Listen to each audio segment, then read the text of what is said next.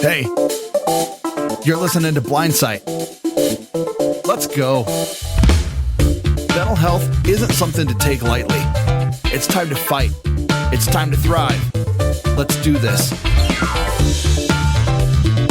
Welcome to Blindsight. I'm your host, Bill Lundgren, and I'm glad to be back on after technical problems we had with the last presentation that we did. And welcoming Jonathan Price, our producer, back on the air. And Jonathan, thank you for stepping in when my microphone was out and doing a good program. Thank you. And fun. You also have some announcements for us. Yeah, last week was a lot of fun. It was a very interesting conversation, so go back and check that out. I do have some announcements. The first one being the Colorado Gives Day. It's ending on December 5th, so we're running out of time, so make sure that you get your donations in for Colorado Gives Day. So thank you in advance for those donations. And then we have hold on a sec. Hold it. Do we give donation directly to Give and then name us, or yes. do we give it to? Oh, yeah, okay. So you give it. It's a Colorado Gives, and I forget the website off the top of my head, but you give it to Colorado Gives, and then you name AINC or Audio Information Network of Colorado as the beneficiary of that. I see. So, that's the best way to do that. Yeah, it's Colorado Give Day Give.org. Yes, is the email, and then mention us, give the contribution to them, and they'll match it. Yep, that's right. And that's the important thing. We get, we make more money if we get a match on it. So that's why I'm, really trying to push that. Okay, Jonathan, you've got some others. Yeah. So our company, we're going to keep harping on this because we want you to understand what's happening. Our company is going through a name change from Audio Information Network of Colorado to Aftersight. And that might be a little confusing because we have a podcast called Aftersight, which the podcast is now getting a name change as well, which will be now called The Blind Chick. So there's two different names. So starting January 1st, the company on a whole will be known as Aftersight, and the show will actually be called The Blind Chick. So just keep that in mind. But we do have some other exciting things if you want to get a hold of us.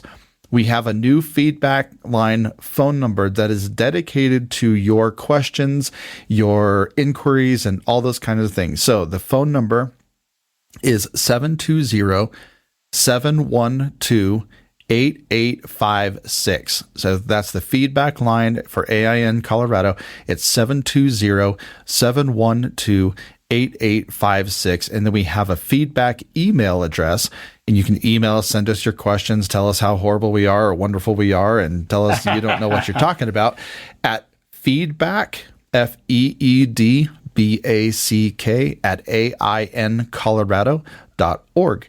And that's it.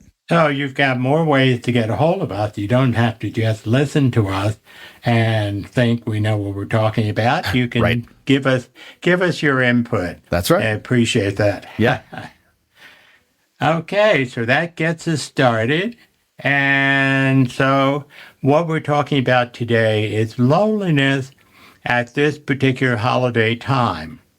And I think that's everybody's talking about holiday blues because it's not quite on the American Psychiatric Association Diagnostical Statistical Manual, but it's something that all of us know.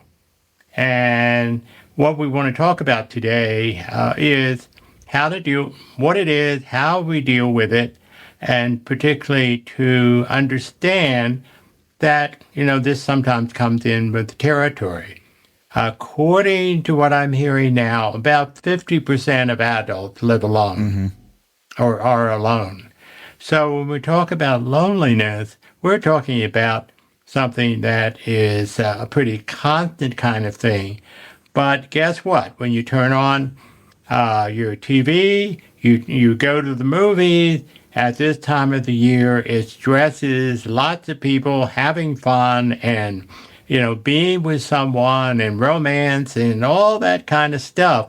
And if you're alone, you can feel that very acutely, that you're not one of those people who's having the supposed good time. And this happened. And the thing is that you are not alone. Right. There are a lot of people who are thinking the same thing as you are. But what do you do about it?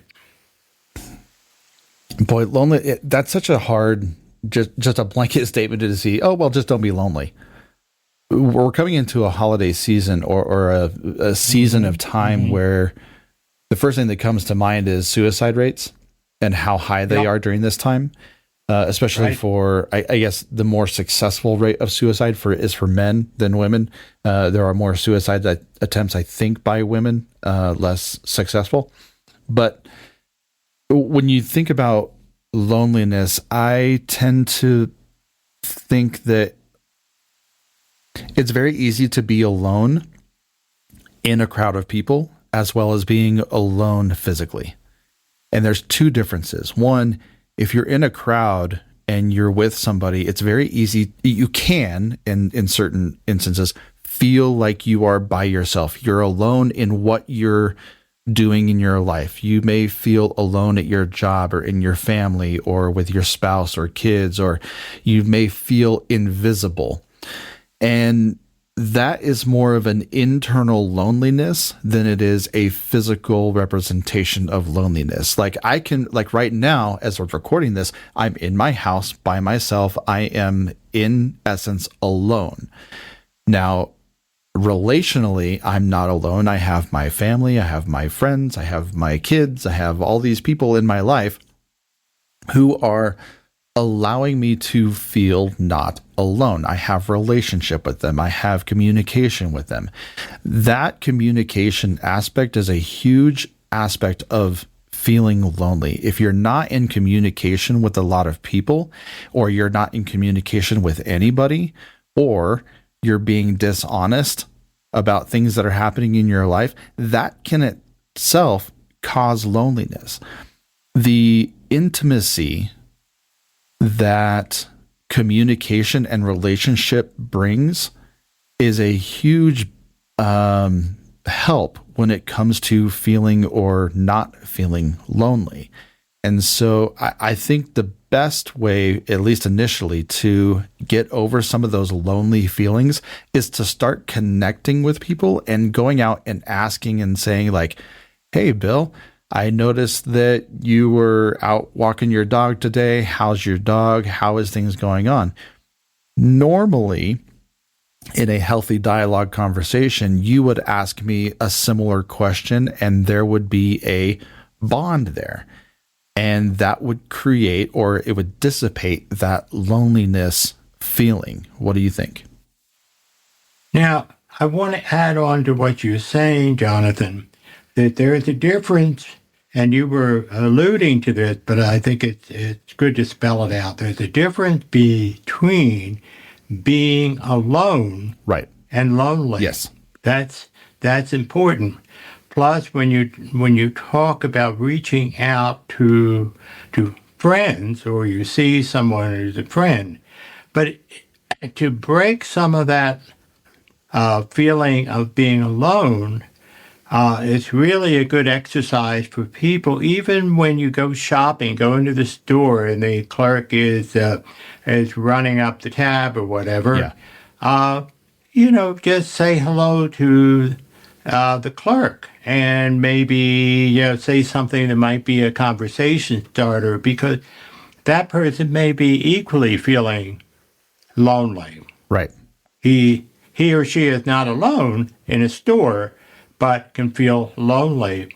So when we kind of cross the boundaries between the worker and yourself, and we are friendly to them, that makes you feel good, but it also makes the other person feel good too. That feel like they're getting noticed.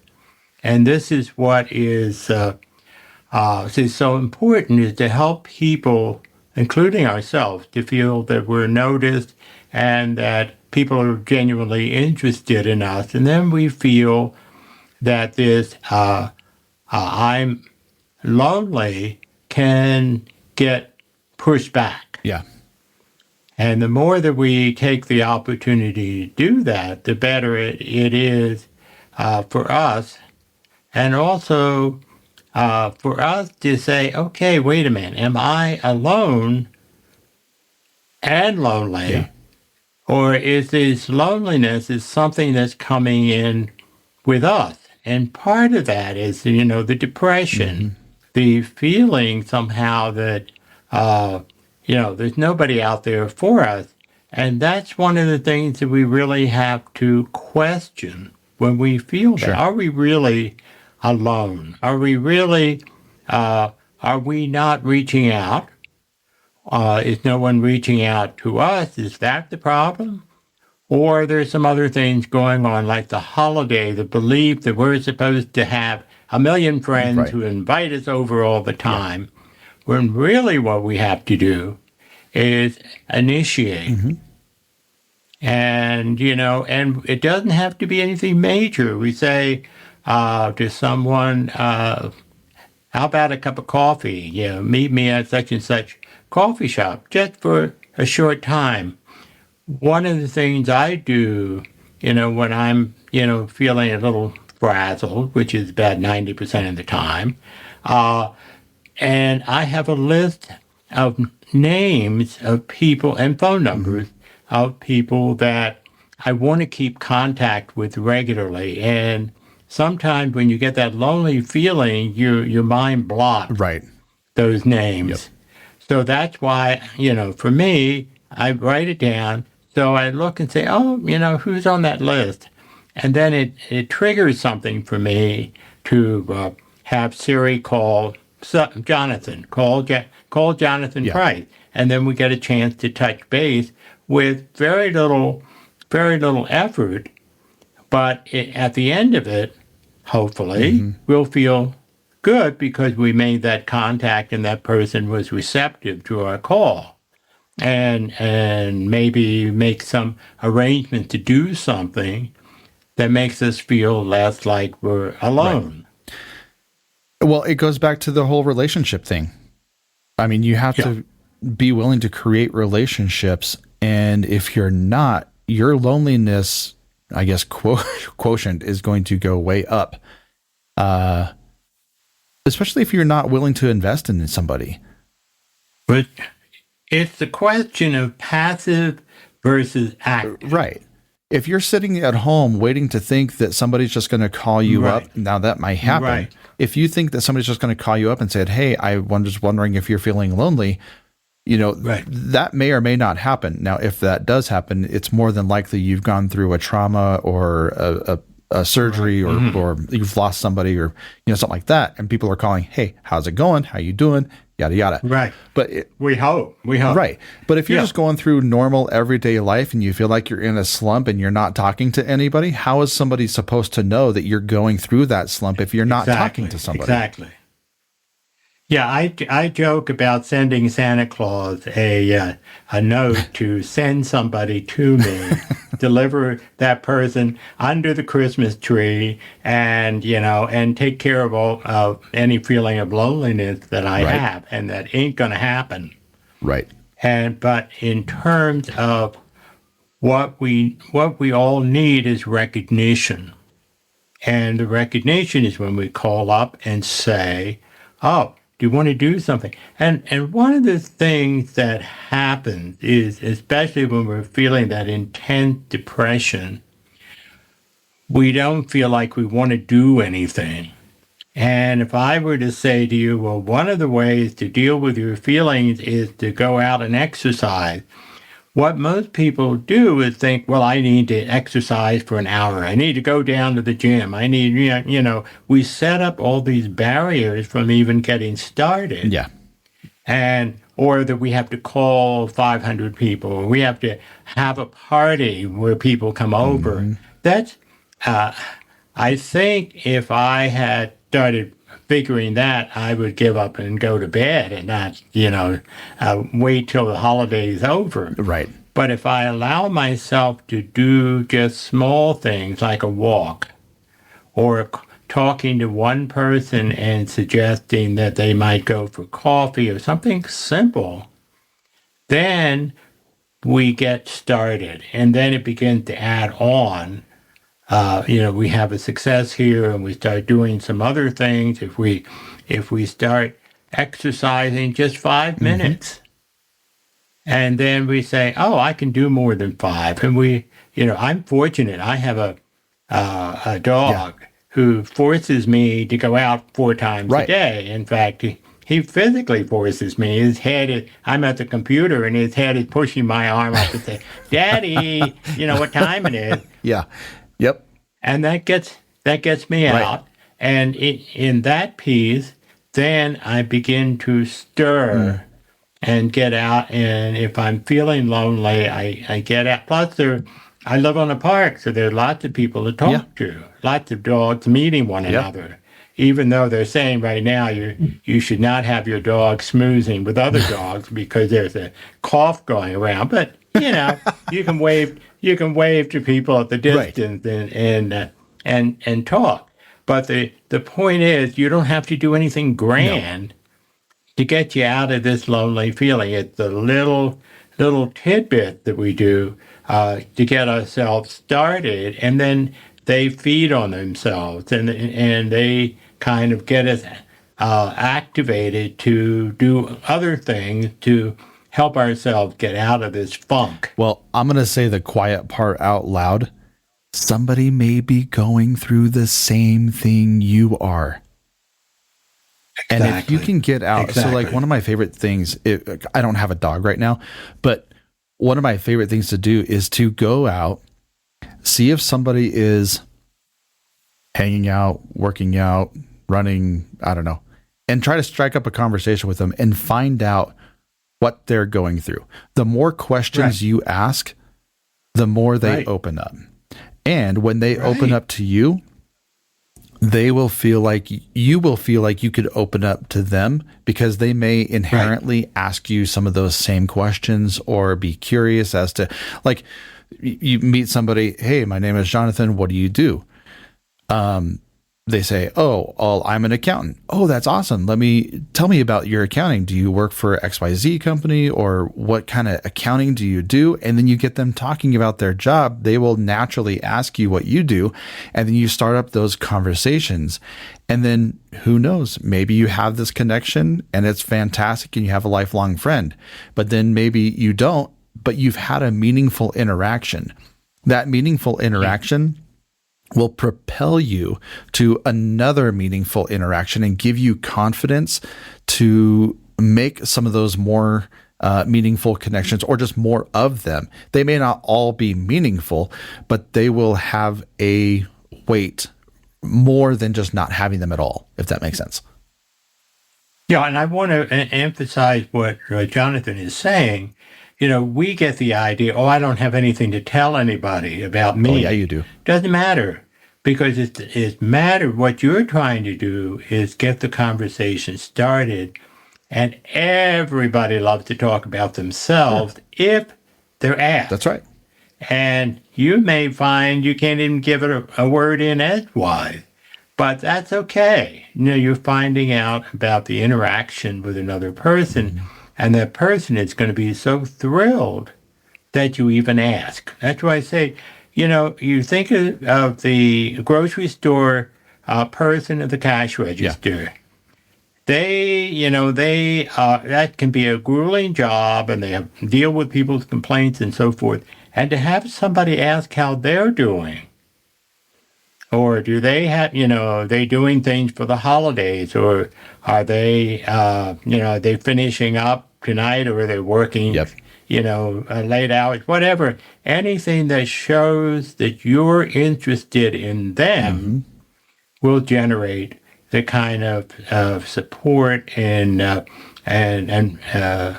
usually response back. And if you don't get a response back, that tells you, okay, that didn't work, but that isn't my fault. Well, I tell you, one of my most favorite questions to ask either a waitress or a cashier or anybody doing one of those types of jobs is not "how are you doing?" My favorite question to actually ask is, "Hey, how's your heart today?" And like they stop in their tracks and they're like, wait, Sure. wait, what? I have to, now they're reevaluating how their heart is feeling versus how their That's quote interesting. unquote fake day or their fake job or their Right, fake right. whatever they want to bullcrap they want to put out there. Oh, I'm fine. Whatever. I'm fine. Yep. My job's fine. It's a little tough today. Had a few angry customers, but I'm fine. Like you want to create a meaningful world and a meaningful connection. Ask somebody how their heart is, because then they have to reevaluate their entire personality and their entire mood in that moment. Right. You're more than likely going to right. get a very honest and real answer. How's your heart today, Bill? Well, my heart might be upset because Aiden wanted to go out and I didn't really want to. Bummer. Right. Or it might be just a really rough day with all the customers, and you're the first person who's asked how I am. Yeah. And, in that way, you begin the conversation. I was with a group of friends at a restaurant this past weekend, and because my friends do that kind of thing, this particular group of friends, we found out that our waitress is in training, is going to be going to North Carolina to work at the flagship for this company. And we got so much information, and there was information passing back and forth in support. Mm-hmm. And we may never see that person again. But we ended the meal with a feeling, she really is a nice person, and had a nice feeling about the restaurant too. Yeah, absolutely. When you put yourself out there and you allow yourself to, I guess, get out of your comfort zone. I don't want to say get out of your box, but get out of your comfort zone. You tend to. That is the tough part. It is, but you tend to expand the love that you naturally have for whatever it is, just the love that you have in your body, to extend to another person. You create a connection, which therefore limits that loneliness feeling. And I want to go back to something that you were talking about with the stories. So long as you have breath in your lungs, you have a story to tell. I, as a producer, talk to anywhere between 10 to 15 people a week about their stories. 99.999% of them say, I don't know why you want to hear my story. My story is not significant. I was like, yeah, it is. Right. Yeah, it is. And every guest that you hear on not only this show, but on Aftersight, Blindsight, Navigating Life, they have all talked to me, and I have had personal conversations with them that they didn't even know that they could talk about.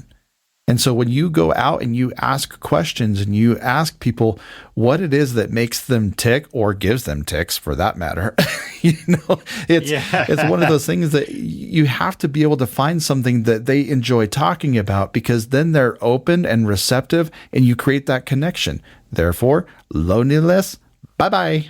Well, the saying that we're talking about is that, when we're in this lonely, I'll use the word box. When we're feeling really lonely, we feel like we're the only one. Yes. We're the only one who is not liking our situation. Right.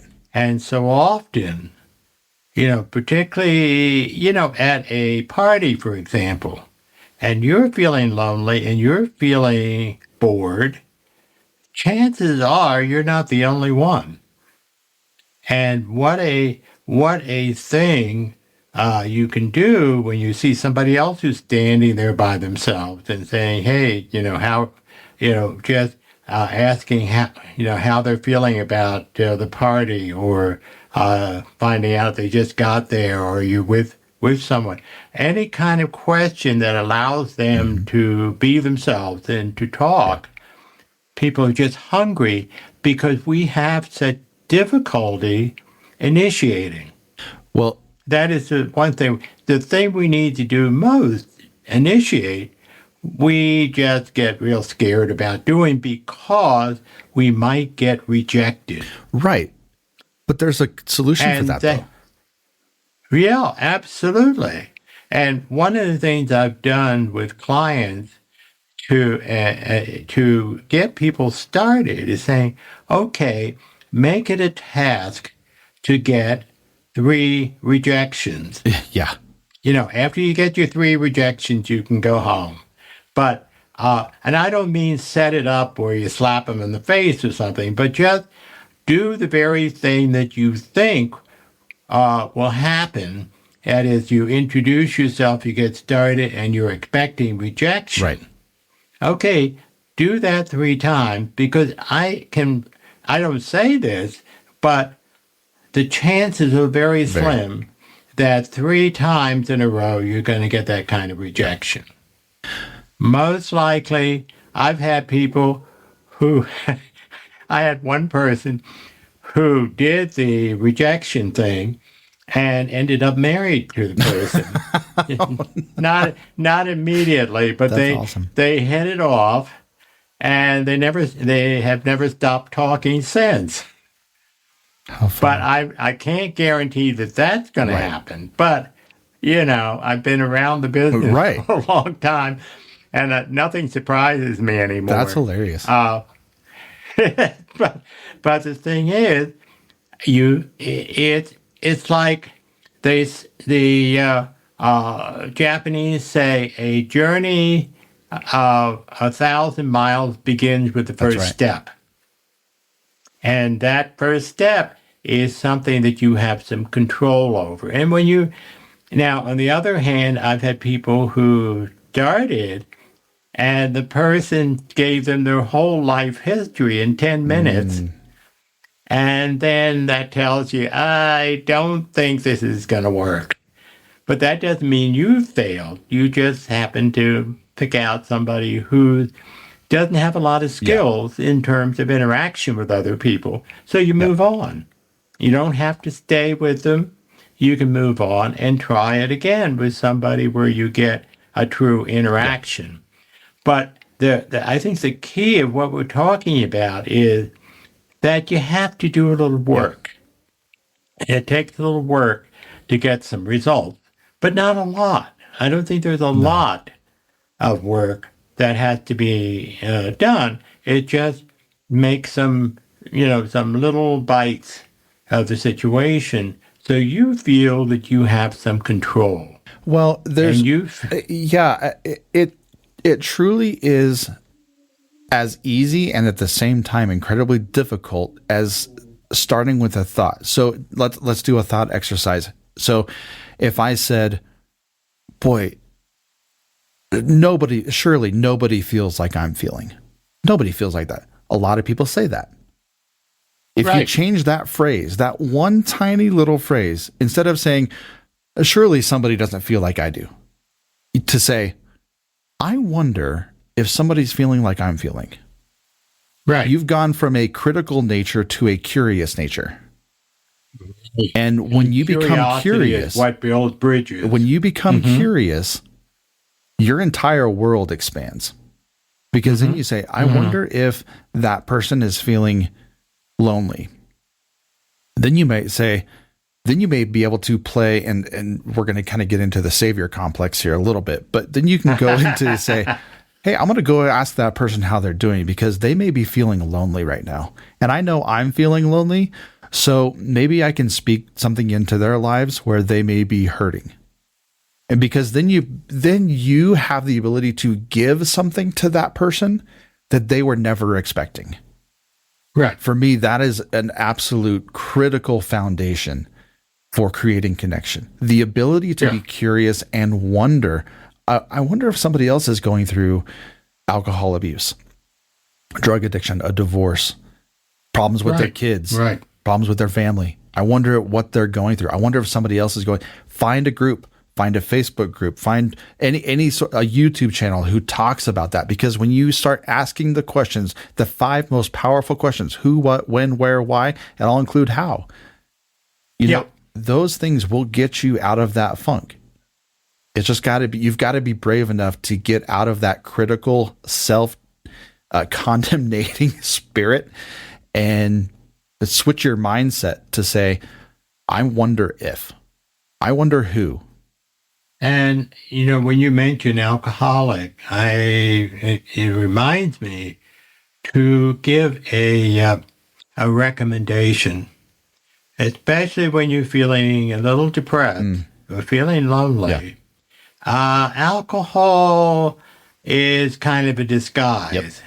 Yep. It acts, people think it's a stimulant. It is not. It's the depressant. And what it does do is takes away some of the inhibition, but it also creates problems. Now, I don't mean alcoholic. I mean just in terms of, okay, you start drinking, and if you keep drinking to try to deal with these lonely feelings, you're not getting rid of the lonely feelings. You're exacerbating it, actually. Right. So that if, just hold off on the alcohol when you're there and just try some of the things that we're talking about before you have that party cocktail. Because after you have the party cocktail, all bets are off. Right. Exactly. And even for people who are social drinkers, in that you want to be listening to the other person, you want to interact with the other person, and you want to have the feeling of success in that interaction, knowing that you weren't using something to mask how you were feeling or to take care of that inhibition, because one of the things you're having to learn is how to deal with the inhibition non-chemically. Right. Yeah. And get used to that and being able to interact. And at the same time, when you start interacting and you've got somebody that you realize is, this is going to be overwhelming, this person is going to talk your ear off, the person isn't interested in you, they're just talking about themselves, then that's when you don't hesitate to, kind of give yourself an out to move on to someone else and say, I need to stop and get something or go to the restroom or whatever it is. Yeah. You don't have to put up with it. You have to feel if there's an interaction going, that's what you want. If it's a one-sided conversation, you do not have to be there. You won't offend anybody, because that has probably happened to that person any number of times. That's why they're alone. But if you can just feel free to be yourself, to interact, to make the situation in a sense under your control, that's going to help you feel like you can be active rather than passive. Yeah. And in success breeds success. That's true. And the more that you try these things, and, if you're really afraid of the situation, just try it and know that you can leave the situation anytime you want to. You're not being held bondage. You just have to feel, okay, I'm going to try this. If it doesn't work out, and this is true any party you go to, if it's not working out for you, you know where the door is. Right. And you say, well, this was a dull party, or this and not put it on you that you were, that you were inadequate. Yeah. I've been to a number of parties I was glad to get out of. But Yeah. it has nothing to do with,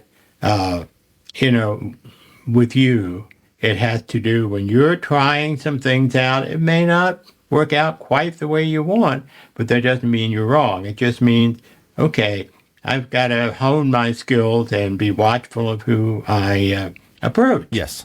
That's all. There's nothing wrong with that. Everybody else does that. Yep. And, and then you can feel like you're in charge. And that's part of the loneliness, is when you feel you're not in charge. You learn helplessness, as Seligman talks about, where you feel like you can't do anything, when indeed you've got all the tools in the world. Yeah. That begins the process for you of getting out of this doldrum. Mm-hmm. Well, I think this is a good place to kind of land this plane. I know we're going to be spending a couple of weeks on loneliness. Where are we going to go next week? Next week, I want to talk more specifically about holiday blues, because one of the things that's real, and we're talking about it in Loneliness, what can you do?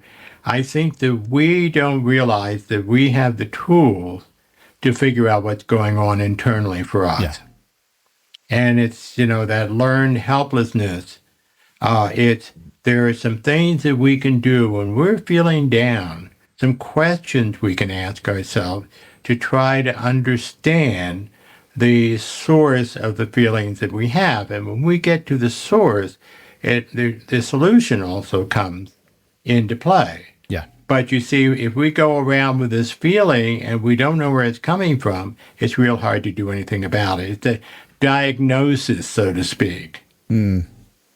And, if we can't diagnose, that's where it's sometimes helpful to have someone else help us in the diagnosis. For example, just some people are very affected by weather. We need to know that. Yeah. Or someone has an anniversary that particular day and sort of forgot that, but they feel really down. There's something wrong. Yeah, we'll talk about. That'll be a really good conversation. It'll be fun. Mm-hmm. Okay, so I will sign off. We will sign off. Thank you, Jonathan, for participating in this with your helpful information. I'm not that wild about being a lecturer who's going to talk constantly for a half hour. I like the interaction. Me too. But what I hope we'll have some interaction from some of the people who are listening to us. But for now, we'll close Blindsight and look forward to getting together with you next week. Take care. Thank you, Jonathan. Take care.